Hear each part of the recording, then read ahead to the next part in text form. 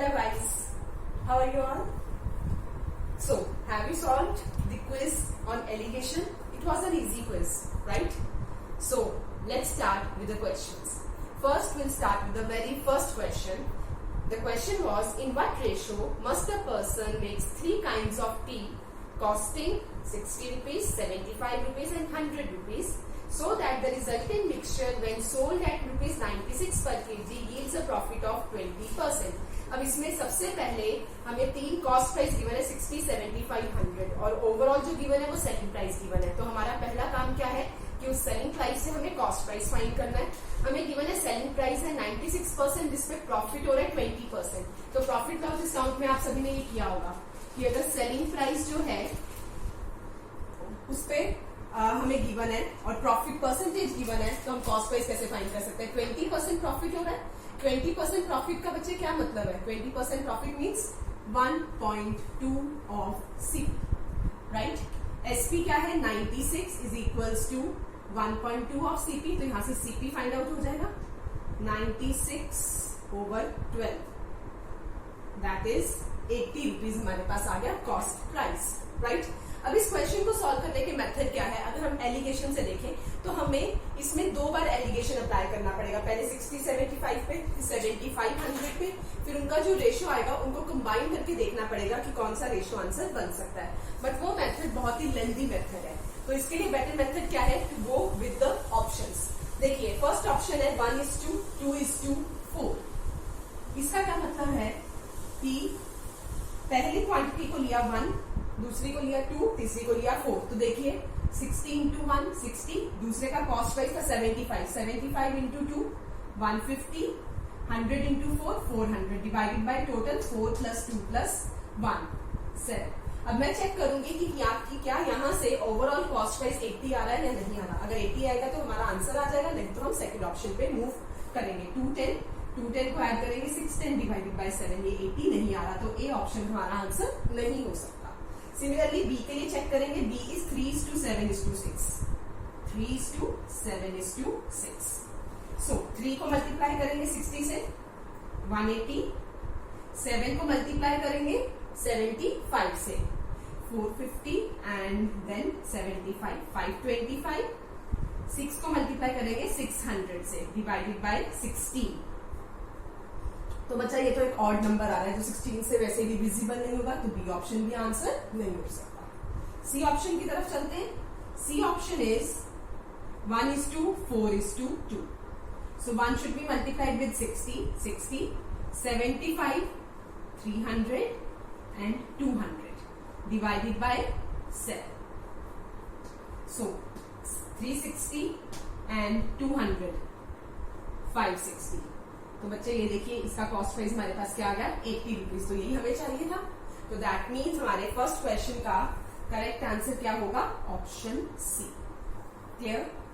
ये समझ में आया सभी को? एवरीवन? चलिए फिर सेकंड क्वेश्चन की तरफ चलते हैं। फर्स्ट क्वेश्चन क्लियर है ना?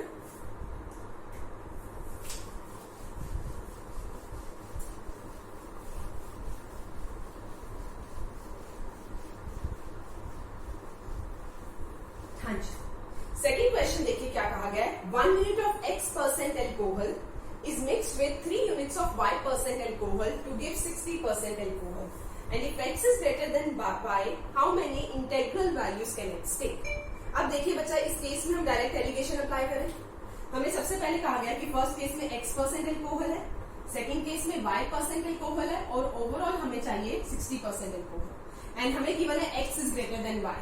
तो दैट मीन्स जब हम क्रॉस सब्ट्रैक्शन करेंगे, राइट, तो उस केस में हमारे पास क्या होगा?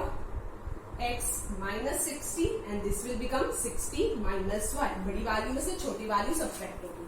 और यहाँ पे हमें गिवन है x% क्या था? 1 यूनिट एंड y% क्या था? 3 यूनिट। तो बच्चे यहां से हमारे पास इक्वेशन क्या बन जाएगी? 60 - y over x - 60 is equal to 1/3। Cross multiply 3 of 60 - y is equals to x - 60। ये पॉइंट क्लियर है सभी को? अब यहाँ पर देखिए आगे आपको क्या कहा गया है, how many integral values can X take, X की कितनी इंटेग्रल वैल्यूज हो सकती हैं। अब दूसरी चीज देखिए बच्चा, मुझे ये चीज बहुत क्लियर है कि जो x माइनस 60 है वो हमारे पास जो है वो किसका मल्टीपल होना चाहिए, 3 का मल्टीपल होना चाहिए। तो दैट मीन्स x की पॉसिबल वैल्यूज कौन कौन सी है, 63 पहली पॉसिबल वैल्यू होगी, 63 माइनस 63 वो 3 का मल्टीपल आएगा। दूसरी वैल्यू 66, देन 69 और इस तरह से हम कहां तक जा सकते हैं 99 तक, मतलब 3 के सारे मल्टीपल्स हमने लेने हैं, राइट? ये समझ में आया? तो x की कितनी वैल्यूज हो सकती है, क्वेश्चन में ये पूछा गया था 63 से लेके 99 तक नंबर ऑफ वैल्यूज कितनी होगी। इसको हम एपी सीरीज से भी नंबर ऑफ टर्म्स फाइंड कर सकते हैं। फर्स्ट टर्म पता है, लास्ट टर्म पता है, डिफरेंस पता है, तो डायरेक्ट आप वो फॉर्मूला लगा दो l का a plus n minus 1 into D. इस फॉर्मूला लगा के n की वैल्यू फाइंड कर सकते हैं जो कि हमारे पास क्या आएगी 30। तो दैट मीन्स सेकेंड क्वेश्चन का हमारे पास आंसर क्या है, डी ऑप्शन 30, राइट? समझ में आया? आई होप बच्चा ये वाला क्वेश्चन यहाँ तक तो सॉल्व हुआ होगा और उसके आगे इजी ही था कैसे सॉल्व करना है। सेकंड क्वेश्चन क्लियर है सभी को, एवरीवन? चलिए फिर थर्ड क्वेश्चन की तरफ मूव करते हैं।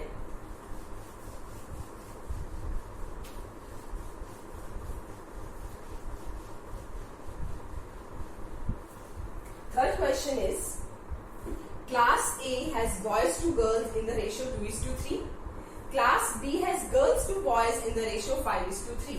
मतलब क्लास A में boys is to girls का रेशियो है 2:3 एंड क्लास B में अगर मैं boys is to girls की बात करूं तो that will be 3:5। If the number of students in class A is at least twice as many number of students in class B, मतलब कम से कम डबल स्टूडेंट्स हैं A में, कम से कम, ज्यादा से ज्यादा जितने मर्जी हो सकते हैं। What is the minimum percentage of boys when both classes are considered together? अगर हम दोनों क्लासेस को इकट्ठे कंसीडर करें तो मिनिमम कितने परसेंट नंबर ऑफ स्टूडेंट्स होने चाहिए। अब बच्चा फर्स्ट केस में देखिए, फर्स्ट केस में बॉयज की परसेंटेज है 40%, परसेंटेज पता है 2/5 ऑफ 100 कर लेंगे परसेंटेज फाइंड करने के लिए।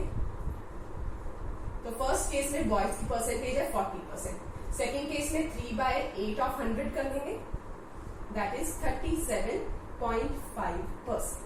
मतलब फर्स्ट क्लास ए में बॉयज की परसेंटेज है 40%, क्लास बी में बॉयज की परसेंटेज है 37.5%। अब इससे ये चीज क्लियर है कि जो कंबाइंड परसेंटेज आएगी बॉयज की वो इन दोनों के बीच में ही लाई करनी चाहिए, इन दोनों से बाहर की रेंज में वो वैल्यू नहीं हो सकती, राइट? अब दूसरी चीज बेटा, एक चीज देखिए, हमें क्या कहा गया, minimum percentage of boys find करनी है। अगर minimum percentage of boys find करनी है और दूसरी चीज हमें ये गिवन है कि क्लास ए में कम से कम डबल स्टूडेंट्स हैं बी से। अब ज्यादा से ज्यादा बहुत ज्यादा स्टूडेंट्स हो सकते हैं क्लास ए में as comparison to B, but मुझे minimum percentage of students find करना है। अगर मुझे minimum percentage of students find करना है तो दैट मीन्स बच्चा इस केस में मैं लेके चलूंगी कि क्लास ए में जो नंबर ऑफ स्टूडेंट्स हैं वो ट्वाइस हैं क्लास बी के, क्योंकि जितने कम नंबर ऑफ स्टूडेंट्स होंगे उतनी मिनिमम परसेंटेज जो है वो कम आएगी क्लास ए में, राइट? ये पॉइंट समझ में आया? अब यहां से देखिए, तो लेट अस सपोज हम ये मान लेते हैं कि ये जो रेशियो है नंबर ऑफ स्टूडेंट्स का वो 2:1 है, कि अगर बी में 1x स्टूडेंट्स है तो ए में 2x स्टूडेंट्स है। अब मुझे क्या फाइंड करना है, परसेंटेज ऑफ बॉयज, तो वो क्या आ जाएगा, ए के केस में 2 into 40%, बी के केस में 1 into 37.5% divided by 2 + 1 3। So 40 + 37.5 divided by 3, इसको सॉल्व करके विल गेट 39.17%। तो मिनिमम नंबर ऑफ परसेंटेज जब हम दोनों क्लासेस को कंबाइन करेंगे तो हमारे पास कितना आएगा 39.17%, that is option C, right? समझ में आया थर्ड क्वेश्चन? एवरीबडी, कोई डाउट यहां तक? क्लियर? चलिए फिर फोर्थ क्वेश्चन की तरफ चलते हैं, क्वेश्चन नंबर 4। हाँ जी बच्चा, क्लियर है इस कॉन्सेप्ट में, कोई डाउट तो नहीं? चलिए फिर नेक्स्ट कॉन्सेप्ट की तरफ चलते हैं, coming towards question number 4। Question number 4 बच्चा बहुत ही इजी क्वेश्चन था, बट इसकी स्टेटमेंट को घुमा फिरा के थोड़ा सा जो है वो डिफिकल्ट किया गया। देखिए फोर्थ स्टेटमेंट में आपको क्या कहा गया, 40% of a club's revenue comes from people of 25 years of age, while 60% of its revenue comes from 35 years of age. If the club raises its fee by 20% for 25-year-old members and 30% for 35-year-old members, what is the percentage increase in the overall revenue? Overall revenue में कितना percent increase होगा वो हमें find करना है। अब यहाँ पे 25 years of age, 35 years of age, इसका कोई मतलब नहीं है, बिलीव मी, इसका कोई मतलब नहीं है, ये सिर्फ आपको कंफ्यूज करने के लिए दिया गया। अब देखिए 25 years के लिए कितना इंक्रीज किया गया परसेंटेज रेवेन्यू, 20%। 35 years के लिए कितना इंक्रीज किया गया, 30%। ओवरऑल इंक्रीज मुझे नहीं पता, वो फाइंड करना है, राइट। तो यहाँ पे जब मैं एलिगेशन लगाऊंगी, it will become 30 minus x, this will become x minus 20, right. और दूसरी चीज हमें क्या गिवन है, रेवेन्यू कितना परसेंट आता है, यहां से आता है 20% इंक्रीज हुआ, 20 यहां से आता है 40% और यहां से आता है 60%। मतलब इक्वेशन क्या बन जाएगी यहां से, 30 minus x over x minus 20 is equal to 40 by 60, which means 2 by 3। Cross multiply करके x की वैल्यू फाइंड आउट कर लेंगे। 90 minus 3x is equal to 2x minus 40। 90 plus 40 130, 2x plus 3x 5x, so x comes out to be 26%। मतलब overall revenue कितना percent increase होगा, 26%, that is option A. था ना easy question, सिर्फ question को घुमाया गया। क्लियर, समझ में आया सभी को, कोई डाउट यहाँ तक? चलिए फिफ्थ क्वेश्चन बहुत इजी था, ऐसा क्वेश्चन हम अपनी क्लास में भी कर चुके हैं, बट हर बार बच्चों को इस कॉन्सेप्ट में, इस क्वेश्चन में डाउट रहता है, सो दैट्स व्हाई मैंने ये क्विज में डाला था। देखिए क्या कहा गया आपको, A milkman purchases milk at ₹20 per liter and mixes 4 liters of water in it. By selling the resultant mixture at ₹20 per liter, he earns a profit of 40%. The amount of mixture he had with him to sell was। अब आपको एक चीज याद है, मैंने बताया था हमेशा वाटर का कॉस्ट प्राइस क्या लेना है, 0। मिल्क का कॉस्ट प्राइस है 20 रुपीज,